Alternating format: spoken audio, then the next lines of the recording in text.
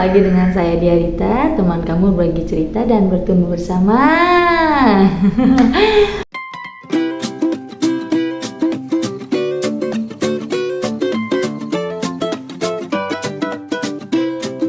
Oke, kali ini kita mau bahas tentang speech therapy atau terapi bicara. Ya, ini mau bahas secara umum aja, bukan secara detail ya. Karena kalau pengen tahu secara detailnya nanti bisa langsung ke terapisnya masing-masing. Nah, di sini aku mau kasih gambaran sebenarnya kebutuhan seperti apakah yang sebaiknya diberikan terapi bicara, ya, dan bagaimana materi yang tepat untuk diberikan kepada anak-anak saat terapi bicara. Nah, kita mau ulik dulu nih, awal mulanya kita harus cari tahu apa penyebab dari speech delay-nya.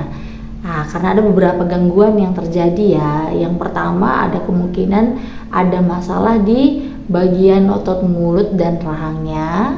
Kemudian yang kedua, kemungkinan ada tersebut di bagian mukosa lidahnya atau ada problem di lidahnya. Kemudian yang ketiga, ada keengganan dan malas untuk berbicara dengan orang lain di sekitarnya. Nah, kita harus cari tahu dulu kan problemnya di sebelah mana. Karena ada juga kemungkinan gangguan dalam bentuk fisik dan itu perlu dikonsultasikan dengan dokter apakah perlu penanganan secara khusus. Nah, yang kemudian kita melakukan terapi bicara itu harus tahu dulu nih konteksnya terapi bicara ini mau ke arah artikulasinya, speech-nya atau ke bahasanya atau language-nya. Karena problem anak speech delay kan ada dua ya, yang memang dia tidak mampu berkata-kata dengan jelas, artikulasinya gitu kurang jelas, atau memang kemampuan bahasanya yang tidak tepat atau belum bisa gitu, seperti anak-anak di usianya dia gitu ya. Jadi nanti kita bisa siapkan materi yang sesuai dengan kondisi anak tersebut. Nah, tapi tujuan terapi bicara ini ya satu, meningkatkan awareness atau kesadaran terhadap motorik mulutnya dulu. Oke, kalau kita runtut ke belakang ketika anak-anak kita masih kecil atau belajar makan saat empati, dari situ sebenarnya kita bisa mengamati juga apakah ada problem ketika anak mengunyah. Karena memang proses mengunyah ini kan butuh banyak kemampuan ya, bukan hanya dari segi mulut tapi mungkin dari rahangnya juga, dari lidahnya juga, dari bibirnya juga, dan itu bisa dilakukan ketika memang kemampuan motoriknya dia sudah baik. Nah, makanya saat empati memang masalah kenaikan tekstur makanan ini sangat penting untuk dilakukan. Jadi bukan berarti kita sebagai orang tua kasihan lihat anaknya susah ngunyah lalu kita mudahkan dengan cara dibuat bubur terus sampai dia usia 1 tahun ke atas. Karena itu sebenarnya sebagai cara latihan mereka ya, modalitas mereka untuk mereka latihan motorik mulutnya.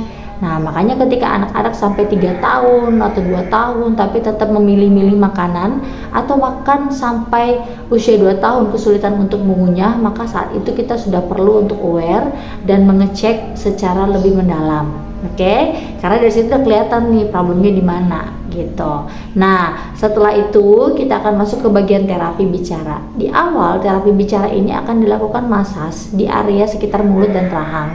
Masasnya itu menggunakan tangan dulu ya. Jadi kita aktifkan sensor-sensornya di bagian bibir bisa, bagian pipi bisa, bagian rahang bisa, bagian bawah hidung bisa gitu ya. Jadi kita masas menggunakan minyak atau apapun yang memudahkan untuk memasas ya supaya tidak terasa sakit. Kemudian kita bisa gunakan sikat gigi yang untuk anak-anak baru belajar sikat gigi yang bahannya karet. Jadi bukan yang bulu ya, yang karet. Kita bisa pakai itu untuk memijit-mijit juga. Nah, yang dipijit bagian dalamnya. Jadi ada yang bagian permukaan bibir seperti ini. Kemudian kita masukkan ke dalam, kita tekan pipi bagian dalam seperti ini diputar-putar. Kemudian bisa juga di gigi bagian atas dan gigi bagian bawah. Kemudian bagian lidah juga, tapi bukan sering-sering dikerok seperti itu ya, karena bisa menghilangkan sensor di bagian lidahnya. Jadi kita lebih fokus ke bagian giginya. Tapi kalau problem anaknya suka keluarin air liur, berarti kan dia tidak bisa mengendalikan ya. Nah, itu bisa di bagian lidahnya kita latih gitu ya. Nah, biasanya anak-anak yang punya problem di bagian motorik mulut ini dia akan sangat sensitif dan sangat sulit. Jadi kita di awal untuk memulai latihan massage aja itu pun perlu proses ya. Jadi untuk membantu kita bisa berikan reward atau kita bisa pakai pancingan dengan madu atau hal-hal apa ya yang dia sukai gitu, supaya bisa mancing untuk dia mau menerima dulu nih dipijitnya gitu, karena bagian-bagian sini biasanya sangat sensitif. Ada yang suka berontak juga kadang-kadang kan. Nah, nanti tahapan berikutnya ketika dia sudah mampu dimasaj dan cukup tenang, akhirnya lama-lama dia sudah mulai terbiasa ya, kita bisa latih dengan motorik mulut. Jadi imitasi motorik mulut dulu, artinya meniru gerakannya kita. Nah, itu juga pentingnya saat kita lagi mengajarin anak makan saat empati, perlu untuk melakukan kegiatan makan bersama ya. Kenapa? Karena kan sekarang kebanyakan anak-anak makan sendiri ya, ditaruh di kursi makan sendiri terus kita suapin gitu. Padahal sebenarnya konteks makan bersama ini bukan fokus kepada keribetannya, memang agak ribet tapi ada tujuan dilakukannya makan bersama. Kenapa?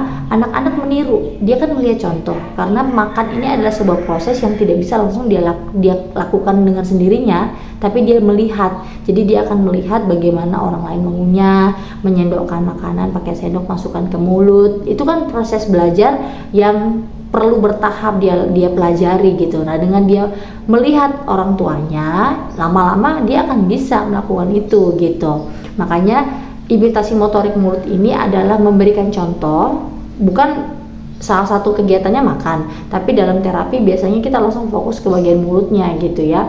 Jadi kita bisa ajarin dia untuk meniru gerakan-gerakan bibir, misalnya kita katupkan atau julurkan lidah atau misalnya buka mulutnya gitu ya. Jadi mereka meniru, mampukah dia mengikuti gerakan motorik mulut yang kita contohkan gitu. Bahkan ke yang bagian-bagian sulit gitu ya. Lalu setelah itu masuklah ke okupasi oral. Nah, di okupasi oral ini melakukan kegiatan-kegiatan yang menggunakan otot-otot mulutnya. Misalnya kita ajarin dia meniup, kita ajarin dia memakai sedotan, minum pakai sedotan. Itu kan istilahnya kita lakukan banyak kegiatan yang menggunakan mulut, motorik mulut dan rahang ini gitu ya. Nah, nanti kalau kita lihat anaknya sudah respon, kemudian motorik mulutnya sudah mengalami kemajuan dan memang tidak ada kendala, barulah kita masuk kepada drill huruf, kata gitu ya. Baru kita ajarin ke bagian language-nya atau bahasanya gitu.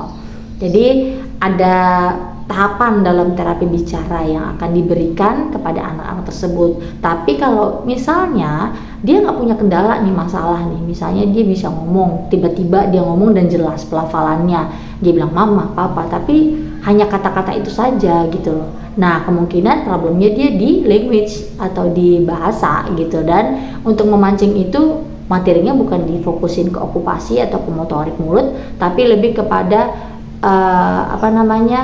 aktivitas yang memancing anak untuk bagaimana cara menjawab, bagaimana respon yang diharapkan. Karena kemungkinan anak tersebut malas karena tidak paham harus menjawab apa atau tidak tahu harus mengucapkan apa gitu. Maka akan lebih banyak nanti diarahkan pemahaman dalam bentuk kartu. Misalnya dia mengenali dulu suara, ini suara apa namanya, kemudian dia memahami dulu ini namanya apa, dia rekam dulu kata-katanya kan. Semakin banyak kata-kata yang dia rekam, akhirnya ketika nanti boom gitu, tiba-tiba kayak bom waktu ya, dia tahu mengucapkannya tanpa harus diajarin pelafalannya gitu. Jadi tipe anak ini yang speech delay ada dua ya. Ada yang memang kurangnya stimulus aja. Kalau kurang stimulus biasanya tinggal kita arahkan banyak kegiatan yang memancing dia untuk berinteraksi. Ada anak yang biasa di rumah nggak punya teman, ketika dia nanti masuk sekolah atau bergabung dengan anak-anak lain, dia tiba-tiba banyak ngomongnya gitu. Nah, kalau kayak gitu speech delay-nya mudah gitu. Tapi kalau memang problemnya dari awal kita lihat terlambat dari motorik mulutnya, kemudian tekstur makanannya, kemudian milih-milih makanannya, kemudian dalam bicara juga dia terlambat dan tidak dapat meniru apa yang kita contohkan, maka memang perlu diperbanyak di terapi bicaranya dalam hal okupasinya atau di bagian masasnya. Jadi lebih kepada otot-otot mulut, atau perlu juga dicek ke dokter apa mungkin ada problem di sininya gitu ya. Itu kira-kira gambaran secara umum tentang terapi bicara. Mudah-mudahan kita punya gambaran nih apa yang bisa kita jelaskan kepada psikolog atau dokter atau terapis mengenai kondisi anak kita, sehingga bisa disiapkan terapi yang tepat sesuai dengan kebutuhan anak-anak kita. Oke, sekian video kali ini, sampai bertemu lagi di video selanjutnya. Salam sehat and see you.